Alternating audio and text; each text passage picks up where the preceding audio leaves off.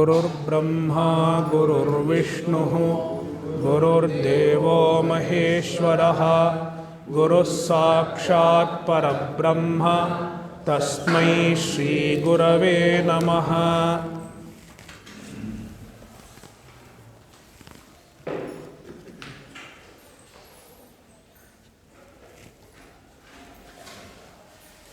ॐ सहना भवतु सहनौ भुनक्तु सह वीर्यं करवावहै तेजस्विनावधीतमस्तु मा विद्विषावहै। ॐ शान्तिः शान्तिः शान्तिः।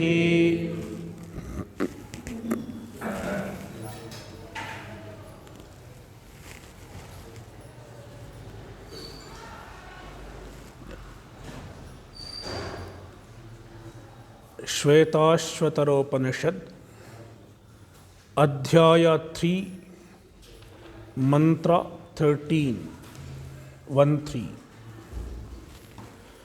अंगुष्ठमात्रः पुरुषोऽन्तरात्मा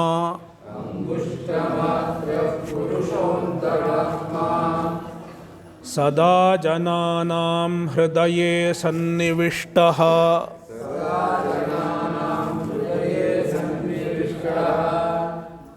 हृदा Manisha मनसाभिक्लप्तः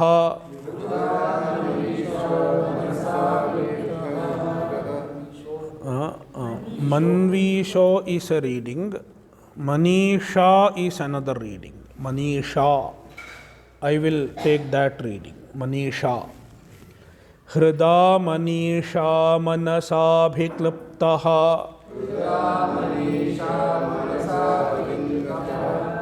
Ya etadviduramritaste bhavanti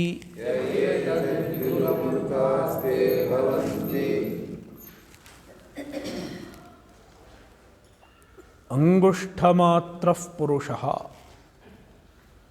Very interesting topic. Angushthamatrah Purusha. Purusha. We have already seen Purusha. Even in the previous verse, there is Purusha.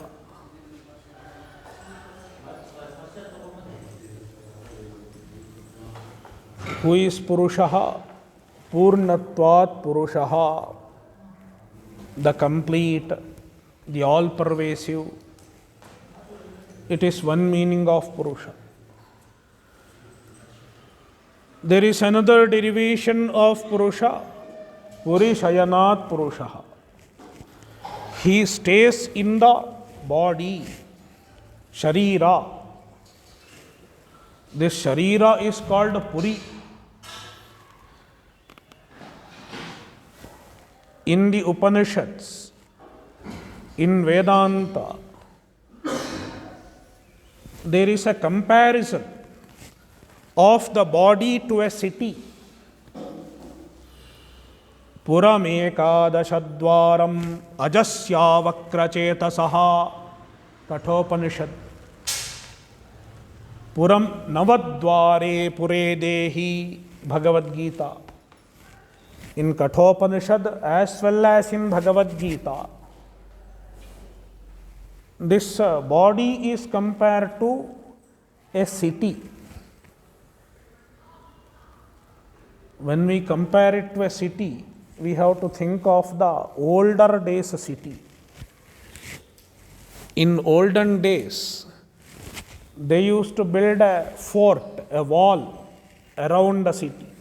City used to be within the fort. And then there would be some gates, Dwara.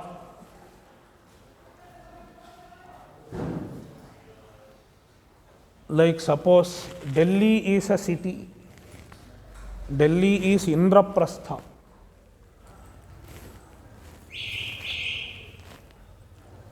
Indraprastha had many gates. That is why even today, if you go, there are some names. Ajmeri Gate, Kashmiri Gate. What is it? Dwara.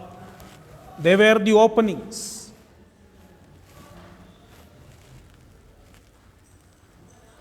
Likewise, this body has 9 openings. Navadvara. Krishna says Navadvara. You can count how many gates are there. I don't have to enumerate which all are the gates. You know that very well. So, gates are the ports. In your electronic gadget. See, this also has openings. Ports, USB port. Likewise, even our body has some ports, openings.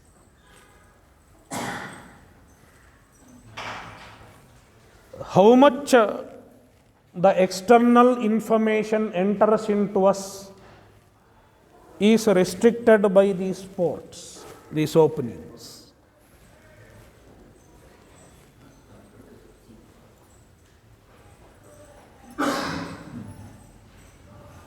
Now, why this body is compared to a city?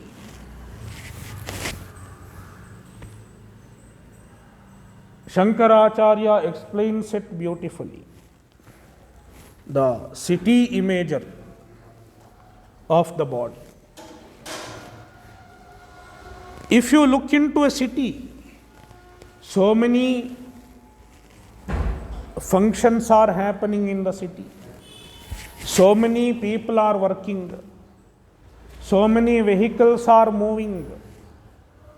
But everything happens in a harmony. All are following the traffic rules very well.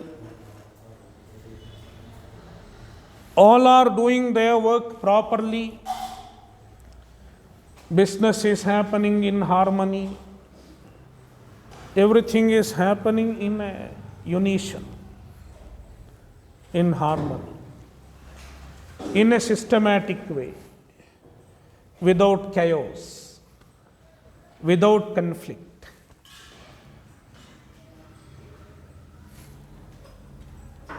When you see such a city, what can you infer?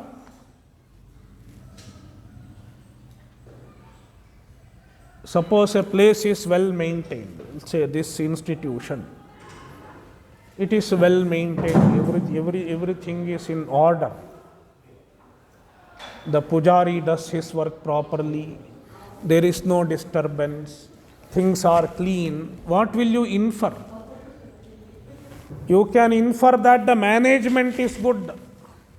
There is a manager, an efficient manager.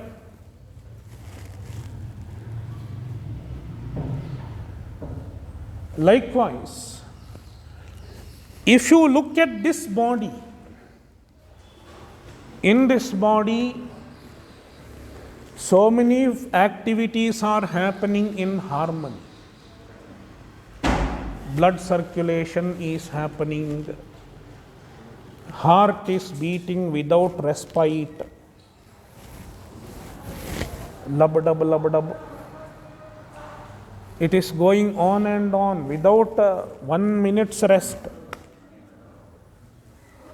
You can imagine how much rest we take every day. Our heart has no rest. Perhaps no machine functions like our heart. If our lifespan is 120 years, let us say, perhaps many of you will cross 100 years.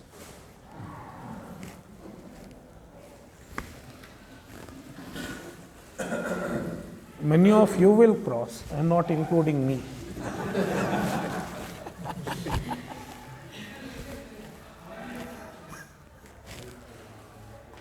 Because of the modern scientific medical advancement. So, if our lifespan is 120 years, for 120 years this heart is functioning without a moment's rest. You can imagine.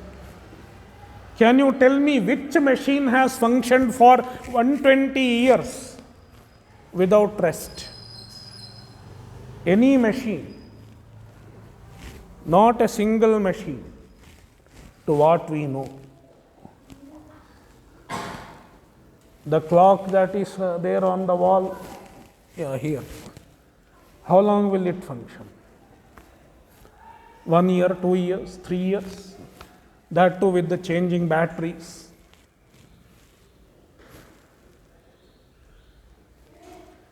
So, in this body, so many organs are functioning without any conflict, without any chaos, without any strike. That means there is a Puraswami. Shankaracharya calls it Puraswami.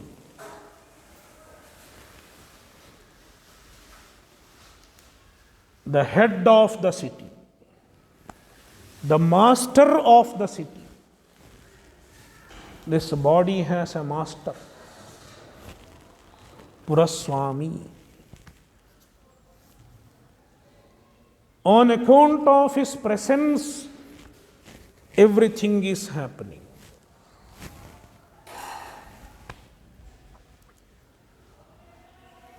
And extending it further, Shankaracharya says, the Puraswami himself does not do anything. He is just present. It is like a boss in a company, in an office. Just the presence of the boss makes the difference.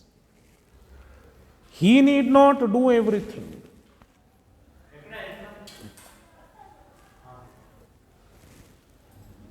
You can see the difference. If the boss is there, everybody is silently working. If the boss goes away, what happens? Immediately, they start, some chaos starts. Starts.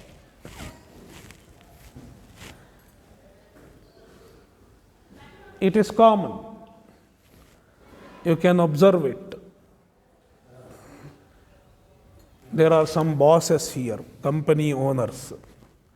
You can put a secret CCTV camera and watch what happens in your absence.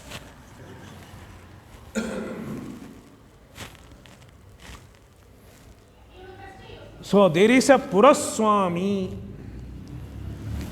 and this Puraswami is just present without involving in the activities. That is why Bhashyakara, Shankaracharya says, Sannidhi matrena anugrahakaha. He blesses all the activities by mere sannidhi, mere presence.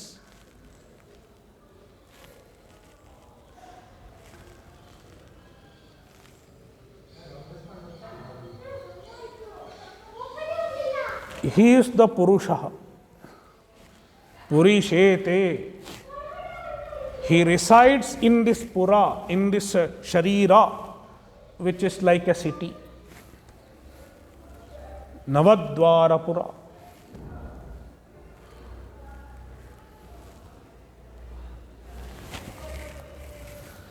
So this Purusha is described Angushthamatraha. He is of the size of a thumb. Angushthamatraha.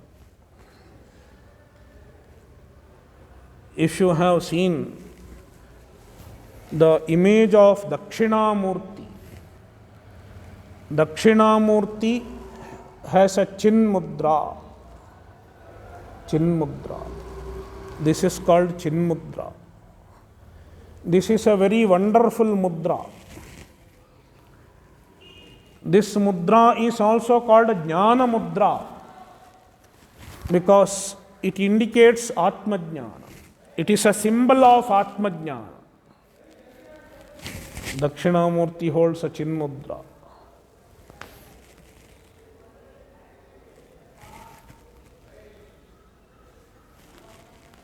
In olden days, in 19th century, later part of 19th century, there was a great Swami in Kerala. He was called Chattambi Swami. I don't know how many of you have heard. She might have heard. You have heard. Okay. Chattambi Swami was there in Kerala. He was a very learned person, Mahatma. In those days, Swami Vivekananda was touring all over India, all over Bharata. He was walking like a wandering monk. Then he was not known. In fact, even the name Vivekananda came later. He was using some name. Sometimes he called himself Satchidananda, sometimes some other name. In those days, there was no identity card. Even I didn't have. I was calling myself with some name.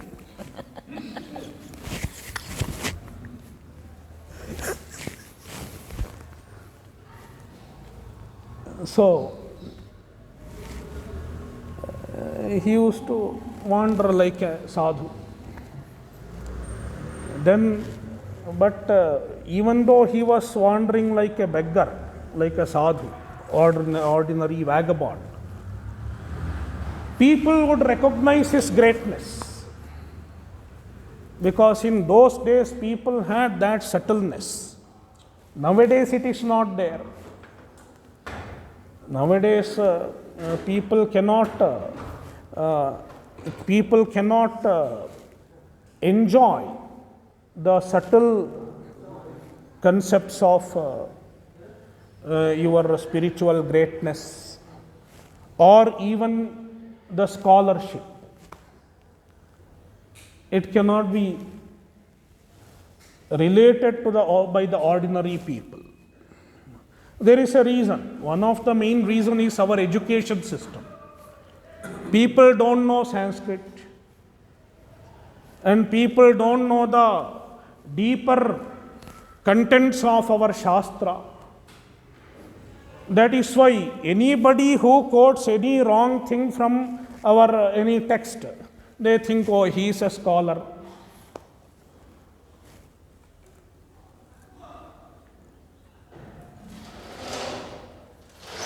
People are not able to recognize the true scholarship or even the true genius, especially when it comes to the field of Vedanta or any other Shastra.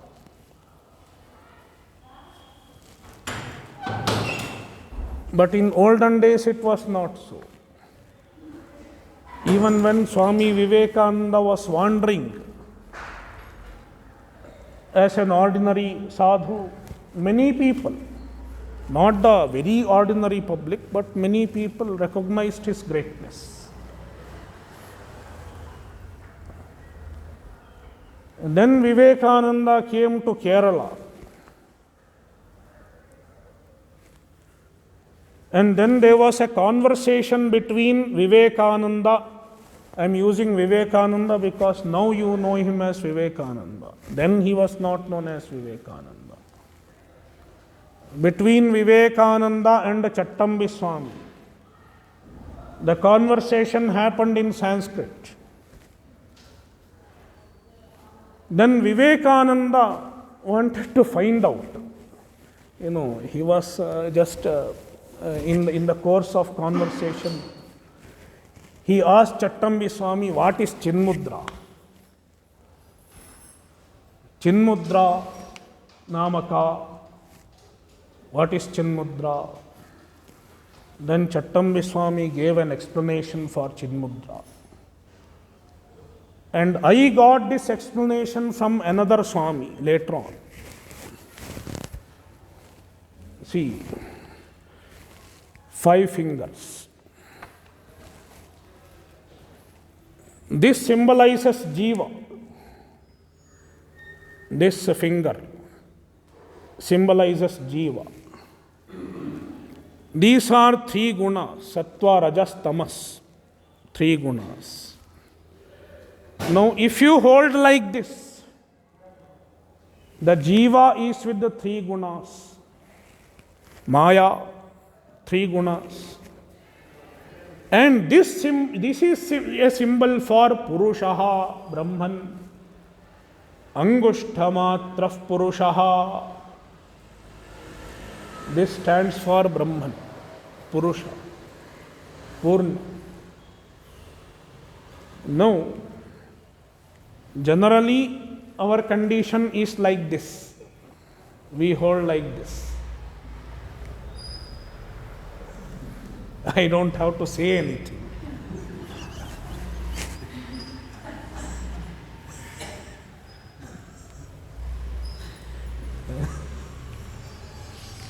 This is our condition. And you know what happened. When this was our condition, then you take it from there. Meet this. See, Jiva meets Purusha. Then it is Purna. It is one circle. Jiva has become Purna when he has met the Purusha. Away from the 3 gunas. These 3 gunas stand for samsara. When there is 3 guna, there is samsara. Now Jiva has come away from samsara and Jiva is meeting the Purusha. This is jnana. Jnana mudra. Chinmudra is a jnana mudra.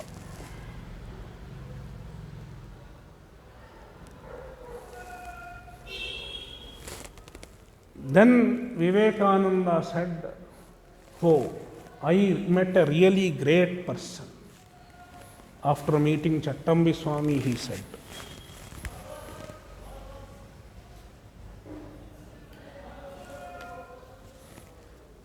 So, Angushthamatraf Purusha. The Shastra describes the Purusha as Angushthamatraha. Angushthamatraha means Angushta Parimanaha. He is of the size of a thumb. Purusha is of the size of a thumb.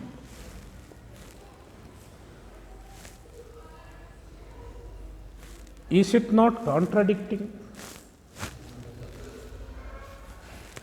Because the very previous mantra, what did he say? Mahan Prabhurvai Purushaha. Purushaha is Mahan. He is great.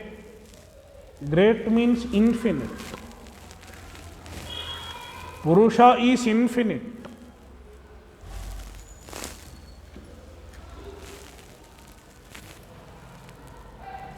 Then how can you call him Angushtamatra?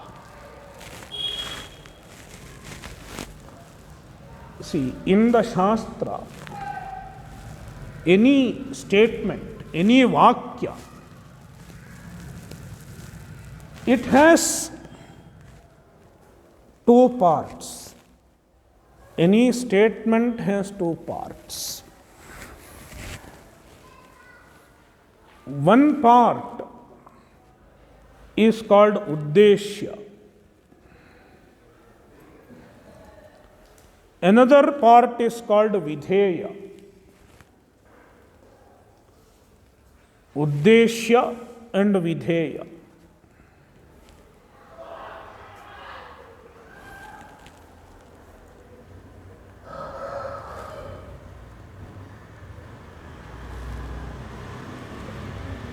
Uddeshya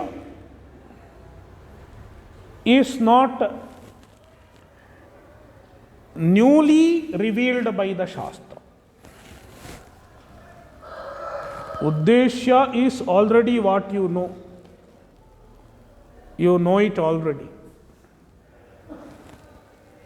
And referring to what you already know, something new is revealed.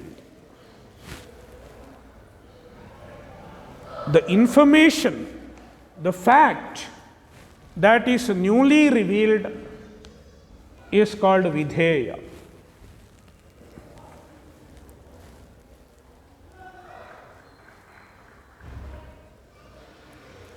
For example,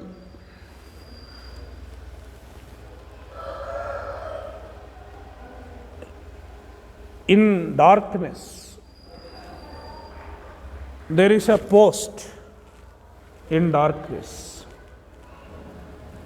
and you are taking it for a man, a person. A person is standing.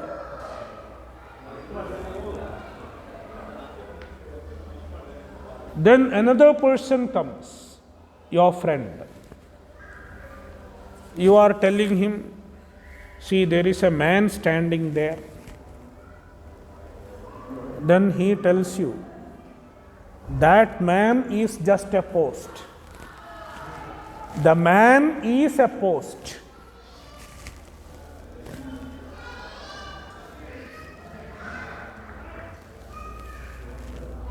Just look at this statement. The man is a post. What is he trying to say? He is not endorsing your understanding. Yes, it is a man, but it is a post. No. He is correcting your understanding. When he says the man, he is just restating what you think. You think it is a man, but really it is a post. So when another person has to correct us, he will first say, this is what you think, but this is the truth. Likewise, even when the Shastra says Angushthamatraha, Angushtamatra is not Vidheya. The Shastra does not intend to convey it as a fact. What is intended? Purusha is Mahan. Purusha is all pervasive. Then why Angushtamatra is told? It is our understanding. In our understanding, Purushaha is Angushthamatraha. We think Purusha is Angushtamatra. Atma is Angushtamatra. Why we think so? Let us, unconsciously we have this thinking. Though consciously you may not have. But unconsciously, entire humanity has this thinking. That is why, when I say I, where do we point out? Here. I. You point out anywhere else and say I. I. No. I. Why only here? Because you know, unconsciously there is an awareness. Unconsciously or subconsciously. Let's say subconsciously. It is subconscious. We have so much of subconscious as human beings. That is why without knowing, in our consciously knowing, we make so many decisions. we do so many things without consciously knowing. So, subconsciously we are aware that the I is somewhere here. And the Shastra dwells it into it further and says, why you are pointing out here? Because the heart is here. Hridaya is here.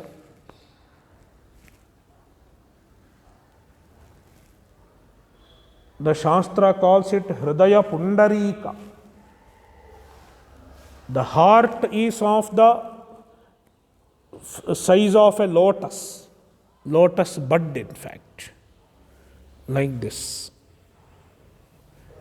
Not a blossomed lotus, but a bud, lotus bud. And it is reverse.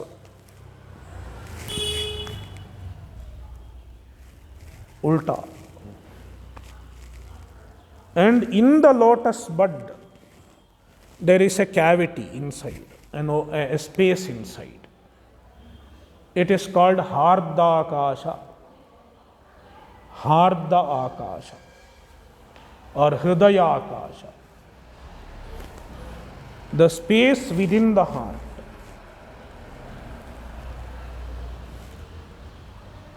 And the space in the heart is where the headquarters of our mind is located.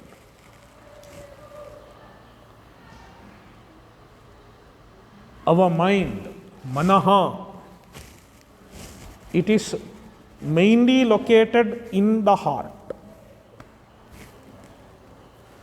its headquarters. You can ask, the brain is here.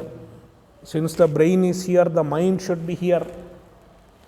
But see,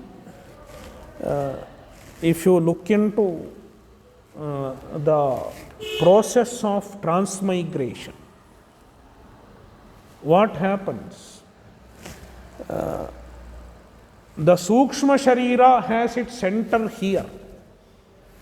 It is not here.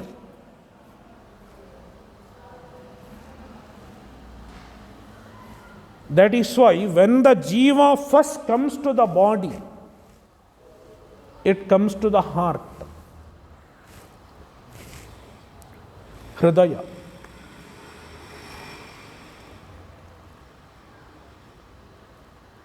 And even during the transmigration, during the Utkramana, it is called Utkramana in Sanskrit, when we leave the body at the time of death.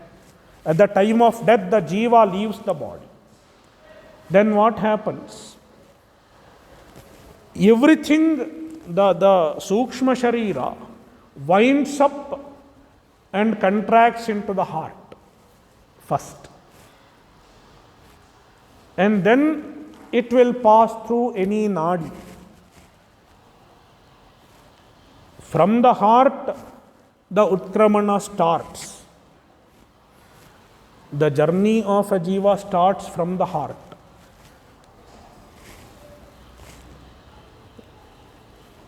That is why, because see, heart is the center of all the nadis. All the nadis. There are Shatam Chaikacha Hridayasya Nadyaha. 101 main nadis are there, and they start from the heart. That is why the Shastra says heart is the center of mind. The main headquarters is in the heart. Because all the nadis go from the heart. So from the heart, the Sukshma Sharira pervades all the other parts of the body.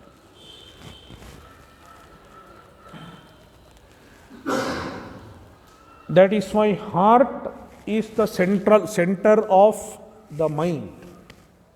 The mind is specially located in the heart. And this Atma manifests in the mind as the consciousness. That is why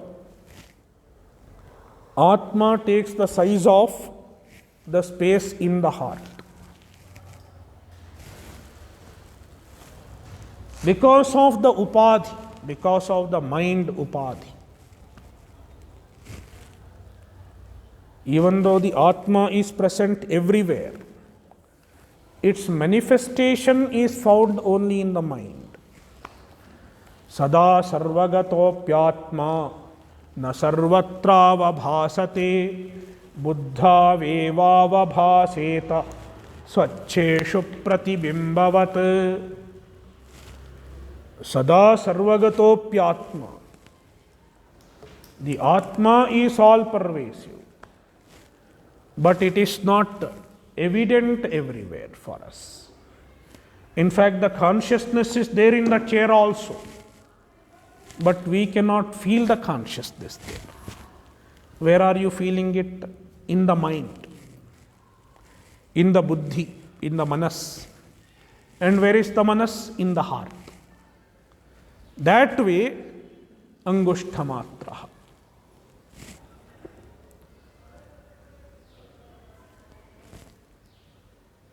Angushthamatrah Purushaha.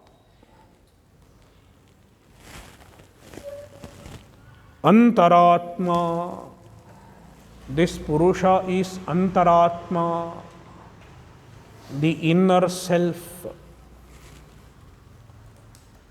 Antaratma, the innermost self. Pratyagatma. Most often, Vedanta uses the word pratyagatma. Pratyak. Pratyak means the innermost. The innermost Atma.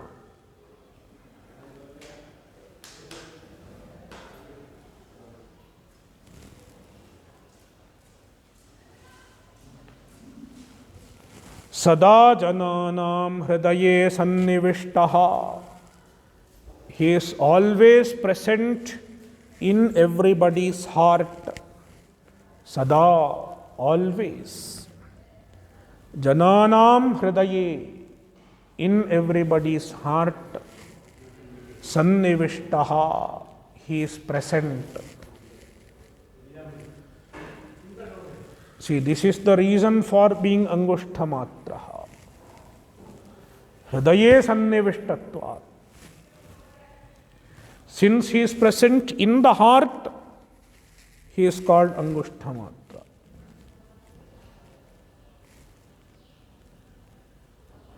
But then it is ruled out. Later on, the Shastra itself rules out. The Purusha, don't think he is confined to the heart only. He is all pervasive. Mahan. What you think as angushthamatraha is really Mahan, all pervasive.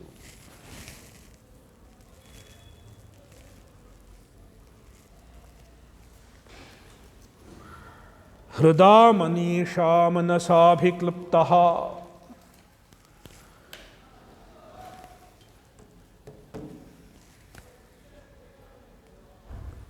This is about the way to know the Atma. How to know the Atma? What is the instrument that we should use to know the Atma? For any knowledge, we have to make use of the mind. Manas, the mind is the only instrument to know. There is no other instrument. Can we get the knowledge without mind? There is no knowledge without mind. Knowledge means cognition. There is no cognition without mind. There is no understanding without mind.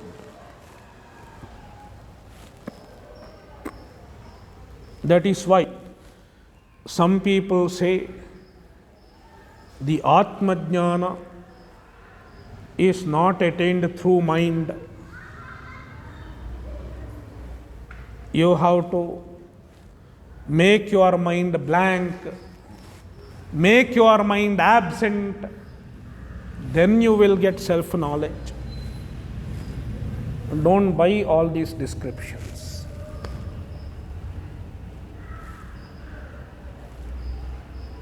Because no knowledge is possible without mind. And the Shastra Pramana is very clear about it. Manasaivedamaptavyam. The Atma Jnana, it is attained only through Manas. Because Manas alone is the sadhana. Mind alone is the sadhana for Jnana. Where does knowledge happen? In the mind. Knowledge is a function of mind, buddhi. Any knowledge, whether it is knowledge of a pot, knowledge of a book, all knowledge happen in the mind. That is why even for Atma Jnana we have to use the mind.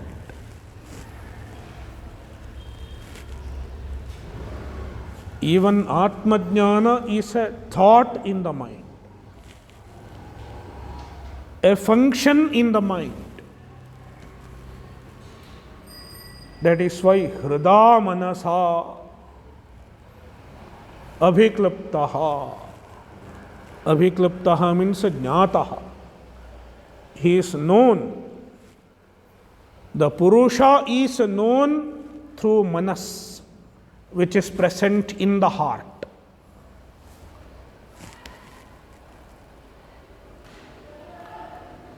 What kind of mind? Can any mind know the Atma? Any mind cannot know the Atma. Some preparation. There is some preparation. That is why Manisha Manasa, the Manas which rules the Manas, the mind which rules the mind, means a mind with the self-discipline. A disciplined mind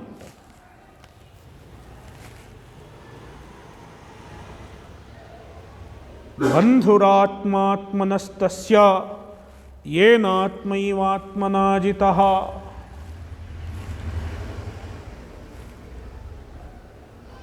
In Bhagavad Gita, Adhyaya 6, Krishna says, Atmaiva hyatmano bandhuhu atmaiva ripuratmanaha. Mind is your friend and mind is your enemy also. Mind is both friend and enemy. If you look at your own life, if you introspect what bothers you the most, believe me, it is your mind which bothers you the most than anything else, than mosquito. No mosquito can bother you most. In fact, mosquito has solutions, but this is difficult to manage.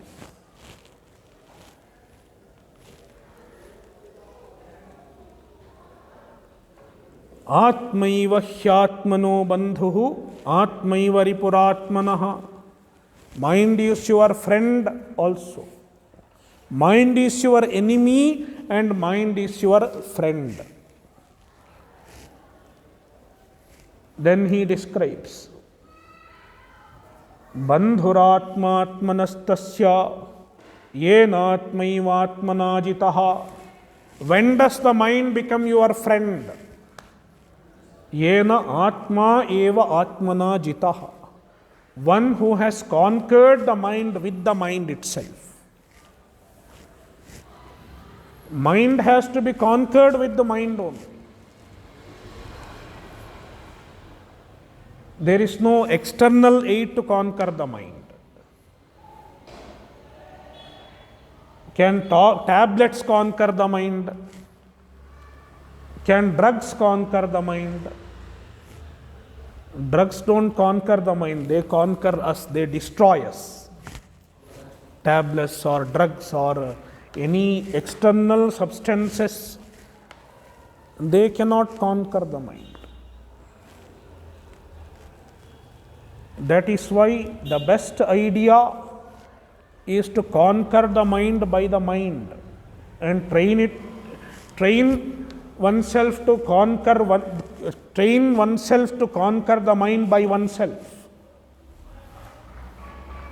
When it is not there, people try to conquer the mind through other means and fail, end up in a disaster. That is what is happening nowadays. The new generations are not trained how to conquer the mind by how to discipline the mind. Self-discipline is not taught. That is why so many disasters are happening. That is why Krishna says, Uddhared Atmanatmanam. Uplift yourself by yourself. Natmanam avasadayet.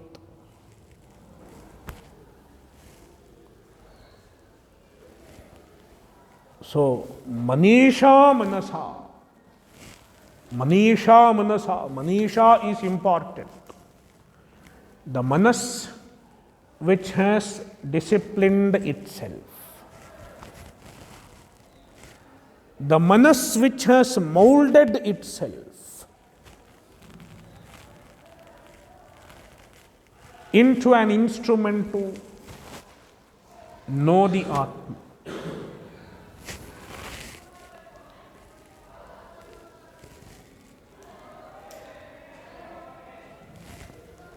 Ya etad viduramritaste bhavanti. Ye etad viduhu. Those who know the Atma, the Purusha, te amritaha bhavanti. They become amritaha. They become free from death. Muktaha bhavanti. They get moksha.